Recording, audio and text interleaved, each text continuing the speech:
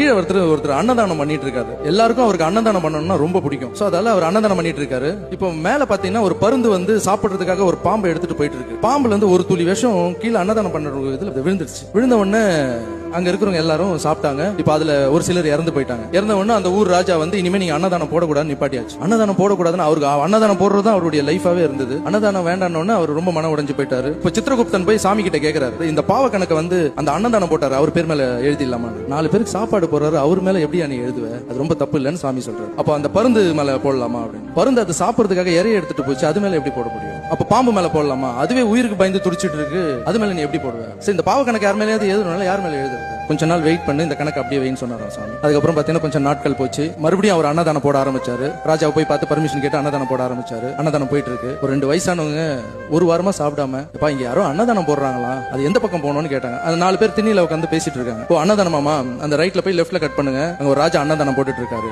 அன்னதானம் போய் சாப்பிடுங்க, ஆனா செத்துருவீங்க, உயிரோட இருக்க மாட்டீங்க அப்படின்னா. அந்த வயசானவங்க 2 பேர் சாப்பிட முடியாம திரும்பி போனாங்களாம். சாமி கூப்பிட்டாரு சித்திரகுப்தனை, மேல வாங்க. அந்த பாவத்தை யார் மேல போடணும்னு கேட்டிருந்தல, அந்த 4 பேர் உட்காந்து சும்மா பேசியிருந்தாங்க பத்தியா. அவன் சாப்பாடும் போட மாட்டான், போடுறவங்களும் என்கரேஜ் பண்ண மாட்டான். 2 பேர் போய் ஒழுங்கா சாப்பிட்டு இருப்பாங்க, அவங்க எதுவும் கெடுத்தாங்க. அந்த பாவத்தை அந்த 4 பேர் மேல சேர்த்து விட்டாங்களாம். சோ சும்மா நம்மளை பத்தி ட்வீட் போடுறவங்க பேசுறவங்க இவங்களுக்கு எல்லாம் இருக்கு. சோ அதை நம்ம எதுவுமே பேசிக்க வேணாம், நல்லது வேணா நம்ம பண்ணிக்கிட்டு போயிட்டே இருக்கணும், அவ்வளவுதான்.